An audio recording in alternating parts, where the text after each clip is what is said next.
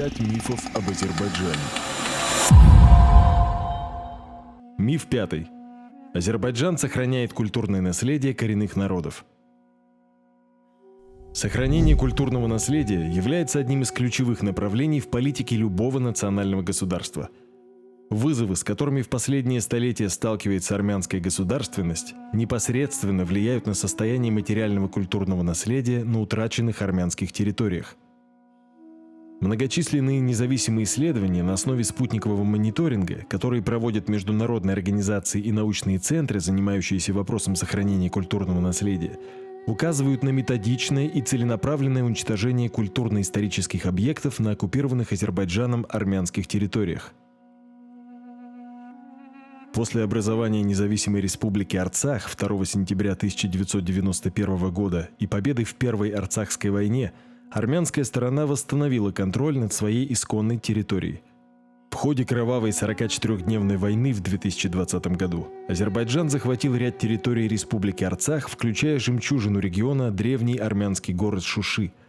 Кульминацией азербайджанской политики этнических чисток стали 9-месячная блокада республики Арцах и ее окончательный захват в сентябре 2023 года, следствием которого стал массовый исход арцахского населения.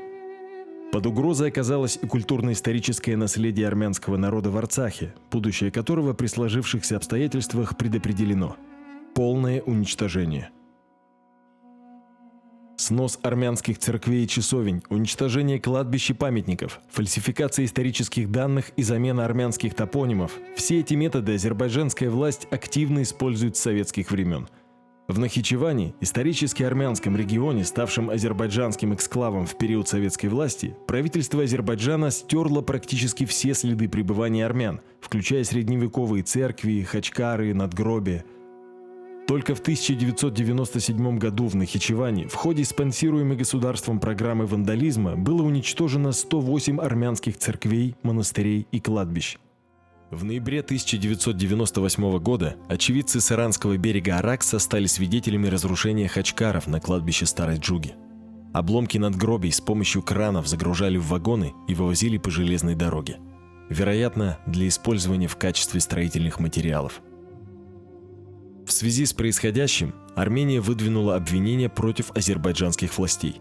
Правительство Ирана, в свою очередь, заявило аналогичный протест. Правительство Азербайджана, прямо не ответив на предъявленные обвинения, заявило, что вандализм не свойственен Азербайджану.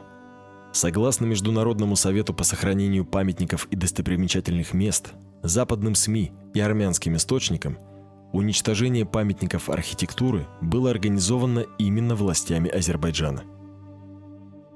При непосредственном вмешательстве ЮНЕСКО было проведено международное расследование, временно остановившее уничтожение.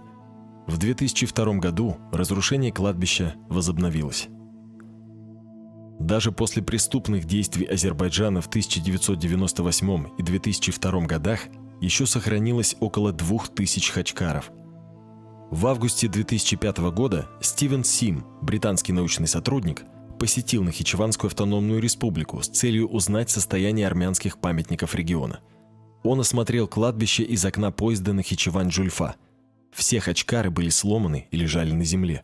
После Второй Арцахской войны стало очевидно, что Арцах при отсутствии должного вмешательства ждет нахичеванский сценарий. В результате трехстороннего соглашения от 9 ноября 2020 года под юрисдикцию Азербайджана перешли тысячи объектов культурного значения. Возраст некоторых достигает 1600 лет. Их состояние активно мониторится, и с начала 44-дневной войны было собрано значительное количество спутниковых снимков, на которых запечатлены разрушения культурно-исторических памятников. Как отмечают исследователи из Корнельского университета, наибольшему риску уничтожения подвержены памятники, свидетельствующие о длительном присутствии армян в регионе, включая церкви, монастыри, кладбища и другие святыни, относящиеся к периодам от раннего Средневековья до начала XX века. 8 октября 2020 года мир потрясли кадры артиллерийского обстрела церкви Сурб-Казанчицоц в Шуши. По состоянию на 2023 год купол храма демонтирован. Азербайджанцы планируют превратить этот важнейший памятник архитектуры и символ города в мечеть, как и многие другие армянские церкви в Арцахе. В отчете независимой международной организации по защите кавказского наследия Caucasus Heritage Watch приводится свидетельство уничтожения кладбища в поселении Мец-Тагер. Бульдозеры сравняли это место с землей. Также в отчете подтверждается, что древний армянский монастырь Айгек был разрушен азербайджанской дорожной бригадой. На спутниковых снимках от мая 2021 года видно пустое пространство на месте монастыря. Другая средневековая церковь Ванкасар на снимках со спутника окружена тяжелой крупногабаритной техникой для сноса сооружений. Список армянских объектов культурного наследия, которые азербайджанское правительство успело уничтожить за последние несколько лет, ужасает. Приведем часть хронологии азербайджанского вандализма в Арцахе. В декабре 2020 года разрушены армянские памятники в Талише и Матагисе.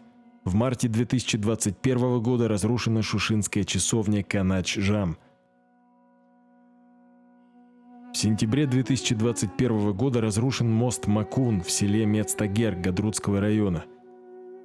В октябре 2021 года разрушены школы, памятники, церковь Сурб-Саргис 18-19 веков в Гадрутском районе, а также повреждена стена церкви в селе Мадаташен Аскеранского района.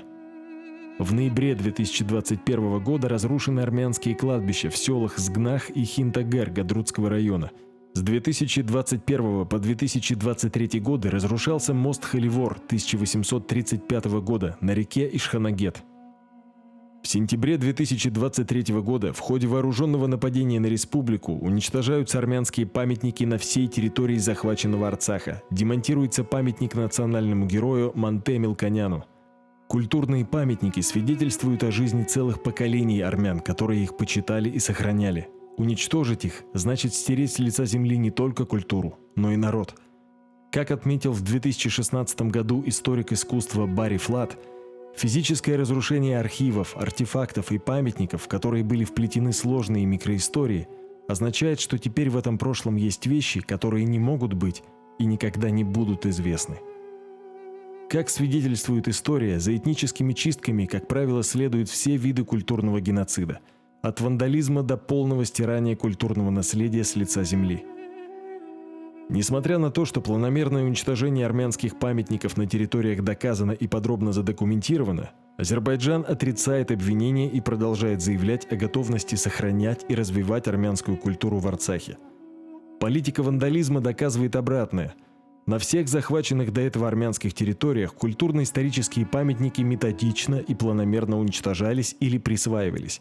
Азербайджанское правительство инвестирует баснословные средства в антиармянскую пропаганду, фальсификацию истории и дальнейшее лоббирование ложной повестки с целью убедить мировое сообщество в том, что армян на территории Арцаха до 20 века не было, а все христианские памятники в Арцахе относятся к Кавказской Албании, наследниками которой считает себя Азербайджан. Армянским памятникам уже приписываются новые истории и контексты. Монастыри XIII века Дадиванг и Ганзасар, великолепные и характерные образцы средневековой армянской архитектуры, переименованы в храмы древних кавказских албанцев. Вполне вероятно, что эти и другие священные места станут площадками для проведения конференций и семинаров, посвященных древней кавказской албанской культуре. Что касается бесчисленных армянских надписей на этих зданиях, хачкарах и надгробиях, они, как заявлял президент Азербайджана Ильхам Алиев в феврале 2021 года, являются армянскими подделками и будут восстановлены в их первоначальном виде, предположительно путем выдалбливания, пескоструйной обработки или устранения камней с армянскими надписями, как это было сделано в 1980-х годах. Показателен тот факт, что Мехрибан Алиева, супруга президента Азербайджана Ильхама Алиева, с 2004 по 2022 год являлась послом доброй воли ЮНЕСКО, в то время как миссия организации не допускается на территорию Азербайджана. Претенциозные заявления азербайджанских властей о важности победы в Великой Отечественной войне также представляют собой пример лицемерия. Ведь памятники выдающимся армянским деятелям, которые внесли свой вклад в победу над фашизмом, планомерно уничтожаются.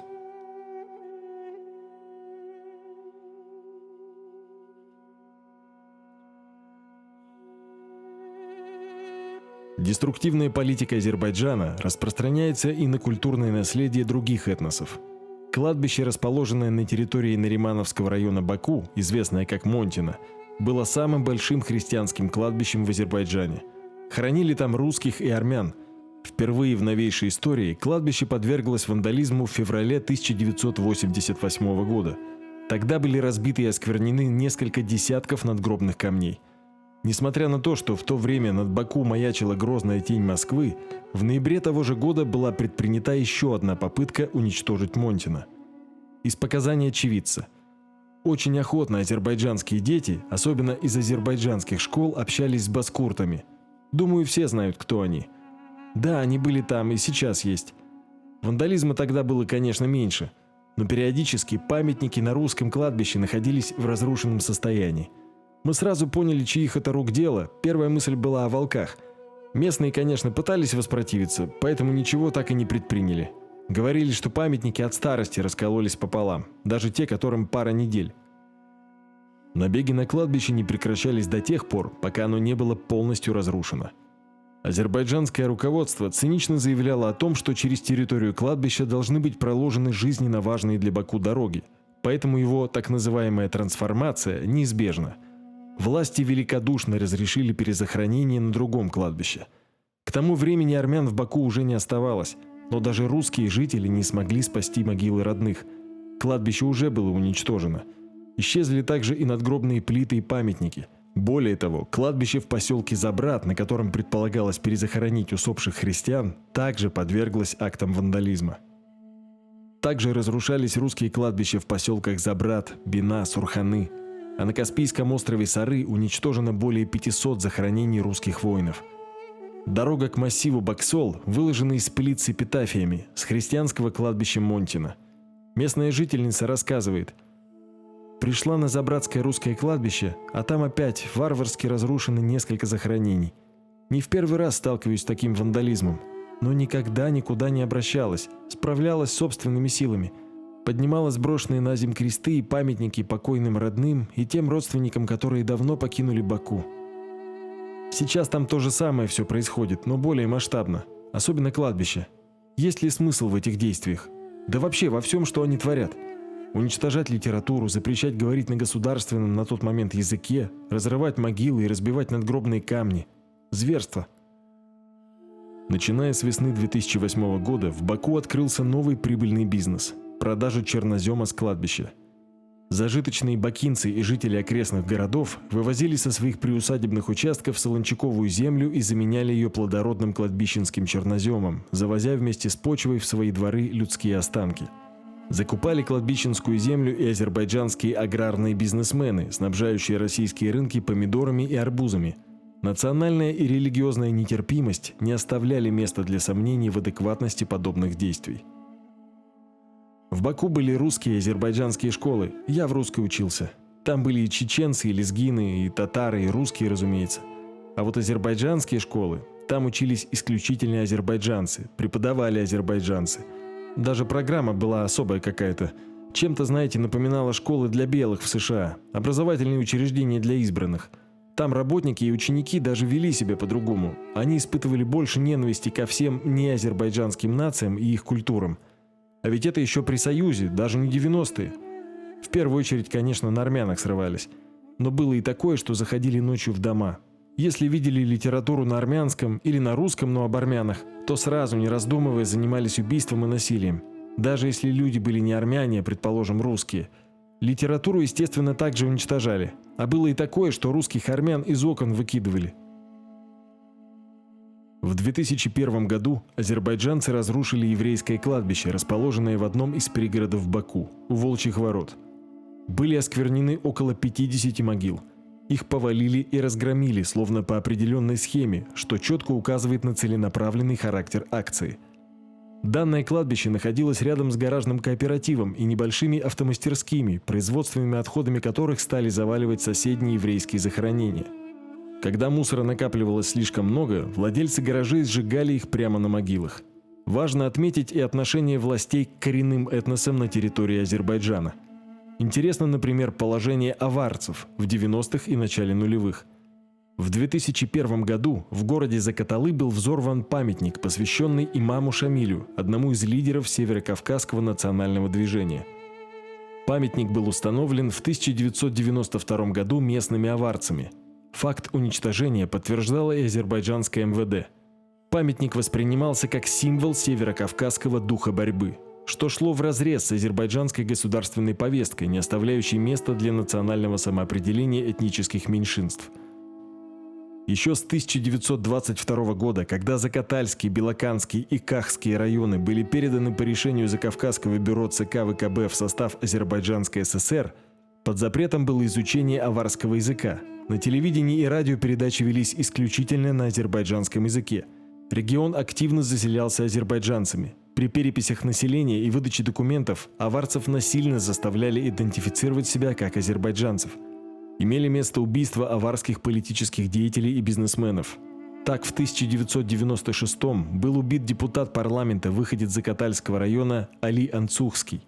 Всего с 1991 по 1996 годы было убито около 190 аварцев. Также в отношении аварцев используются уже привычные для азербайджанского государства методы фальсификация истории. В учебниках пишут, что территория Закатальского, Белоканского и Кахского районов всегда принадлежали азербайджанцам, а аварские топонимы переименовываются. Руководство Азербайджана на протяжении десятилетий безнаказанно занимается систематическим уничтожением объектов культурного наследия автохтонных народов, проживающих на рассматриваемых территориях за много веков до создания искусственного азербайджанского государства. А тотальная одержимость армянофобией давно преодолела все мыслимые и немыслимые границы. Команда Донского союза армянской молодежи выражает благодарность всем, кто принимал участие в документальном проекте «5 мифов об Азербайджане». Благодарим наших патронов. Ваша поддержка позволяет нам реализовывать множество проектов, в том числе и развивать наш YouTube-канал. Призываем присоединиться к нашему молодежному движению. Подписывайтесь на наши социальные сети, оформляйте подписку на платформе Boosty и следите за новостями.